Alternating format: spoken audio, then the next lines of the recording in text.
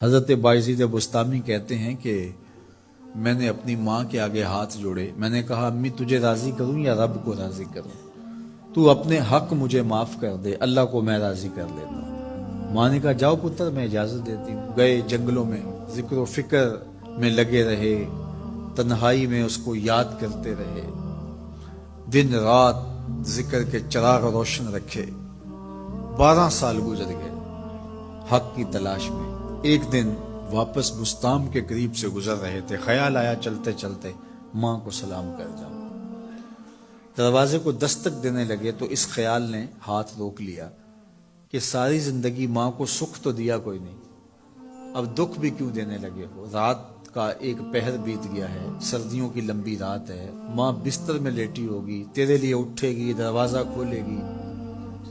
دروازے کے ساتھ ہی لگ کے بیٹھ گئے اور ساری رات کاٹ دی، اس خیال سے کہ ماں کو تکلیف نہ ہو۔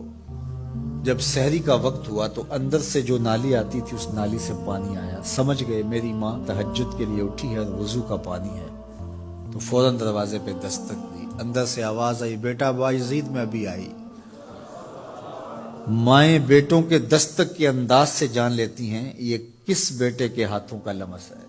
12 سال کے بعد آئے، دستک دی، کہا بیٹا بایزید میں ابھی آئی۔ ماں کی تو نگاہیں ہی دروازے پہ رہتی ہیں۔ اللہ اکبر۔ کہتے ہیں کہ ماں نے دروازہ کھولا، 12 سال جنگلوں کی خاک چھانتے بیت گئی تھی، پراگندہ صورت، بکھرے ہوئے بال، پھٹے ہوئے کپڑے۔ میری ماں کی جب نگاہ میرے پہ پڑی تو اس کی چشمان سے موٹے موٹے آنسو ٹپکنے لگے اور اس نے ایسے ہاتھ پھیلا کے کہا، مالک میرا بیٹا بایزید تیری طلب میں نکلا تھا، تو نے ابھی تک اسے اپنا قرب نہیں دیا۔ حضرت بایزید بستامی کہتے ہیں 12 سال کی ریاستوں سے جو کچھ نہیں ملا تھا ماں کے اٹھے ہوئے ہاتھوں سے مل گیا۔ میں نے کہا مالک میں تجھے کہاں ڈھونڈ رہا ہوں، تو کہاں موجود ہے؟ تو ماں باپ کی رضا اللہ کی رضا کا دروازہ کھولتی ہے۔ جن لوگوں کے ماں باپ ناراض ہیں اور وہ جا کے پیر صاحب کی خدمت کرتے ہیں اور میاں ماں کے قدم چومو، باپ کی ٹانگیں دباؤ، ان کی خدمت کرو، تمہارے پہلے مرشد وہ ہیں، ان کو راضی کرو، پھر کسی شیخ کامل کی صحبت میں آنا، دیکھو کیسے دل کی بند کھڑکیاں کھلتی ہیں۔ ایک مرشد تو ناراض کر آئے اور دوسرے مرشد سے تمہیں کیا ملے گا؟ تو راستہ یہیں سے کھلے گا۔ والدین کو کبھی ناراض نہ کرو، والدین کو کبھی دکھ نہ دو، والدین کو کبھی تکلیف نہ پہنچاؤ، اور والدین کو بھی چاہیے کہ اپنی اولاد کو اپنا نافرمان نہ بنائے۔ ایک بزرگ فرماتے ہیں کہ مجھے برابر 30 سال ہو گئے ہیں کہ میں اپنی اولاد کو کوئی حکم ہی نہیں دیا، کوئی حکم نہیں دیا۔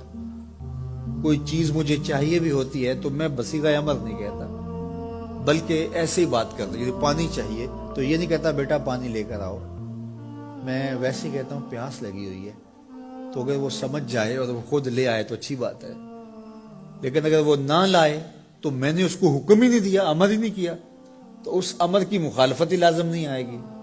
تو کہا 30 سال برابر گزر گئے ہیں، میں نے اپنی اولاد کو حکم نہیں دیا کہ کہیں وہ میری نافرمان نہ ہو جائے، کیونکہ اگر وہ نافرمان ہو گئی پلے کچھ نہیں رہے گا۔